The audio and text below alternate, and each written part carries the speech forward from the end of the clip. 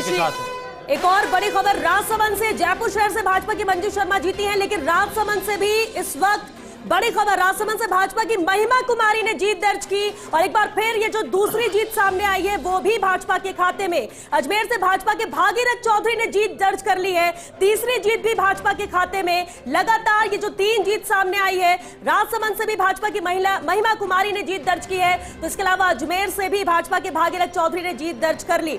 3 लगातार जीत। राखी जी, देखिए 2 महिलाएं हैं, उसमें खास बात श्वेता ही है। और जिस तरह से मोदी जी ने महिलाओं को आगे लाने का काम किया है, उनके लिए नारी शक्ति वंदन अधिनियम के माध्यम से अगले जो विधानसभा लोकसभा चुनाव होंगे उसमें 33% आरक्षण दिया है, वो एक राह खुलती है। और एक महिला होने के नाते हर एक महिला गौरवान्वित होगी कि पहली 2 सीट जो जीती राजस्थान से वो किसी महिला ने जीती है। और मैं बहुत बहुत बधाई देना चाहूंगी इन तीनों को और साथ ही हर एक उस कार्यकर्ता को जिसने जी जान से इस पूरे चुनाव में मेहनत की। आप देखिएगा, मैंने कहा था शुरुआत अच्छी है, अंत भी अच्छा होगा। लेकिन शुरुआत तौर पे एक और बधाई फिर और ले ही लीजिए साथ साथ, क्योंकि उड़ीसा के साथ साथ आंध्र प्रदेश में भी एनडीए की सरकार बन रही है। भले एक तरफ एग्जिट पोल में आंकड़े नीचे आ रहे हैं और उसको लेकर सवाल उठ रहे हो कि एग्जिट पोल से इतर परिणाम आएंगे, लेकिन अभी तक जो जीत के परिणाम आए हैं वो तो पक्ष में, बिल्कुल पक्ष में है श्वेता। और आप देखिएगा ऐसे स्टेट्स जहां पे ऐसा कहा जाता है कि भारतीय जनता पार्टी का कोई वजूद नहीं है, वहां पर चाहे केरल हो चाहे तमिलनाडु हो, वहां पर भी हम अपनी वोट परसेंटेज को बढ़ाएंगे, अपनी परफॉर्मेंस को बढ़ाएंगे। और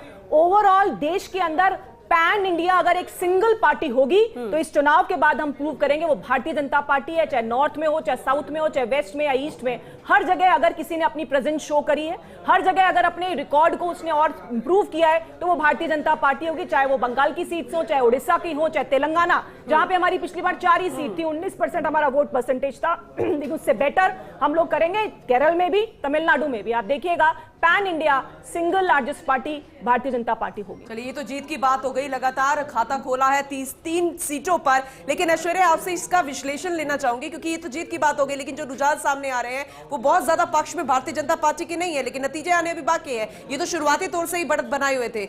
जो लूज फैक्टर्स रहे हैं राजस्थान में बीजेपी की तरफ से अगर देखा जाए तो वो कौन कौन से होंगे? देखिए, यहाँ पर अभी जो जीत का रिजल्ट है 1-2 और आने वाले होंगे। एक सीपी जोशी को भी अभी घोषित कर दिया जाएगा, थोड़ी देर में फर्स्ट इंडिया बता देगा। सीपी जोशी के अलावा दामोदर अग्रवाल हैं और फिर झालावाड़ है दुष्यंत सिंह का, ये सभी के सामने है। लेकिन कुछ सीटें ऐसी भी देखनी होगी, उन सीटों पर परिणाम क्या है बिल्कुल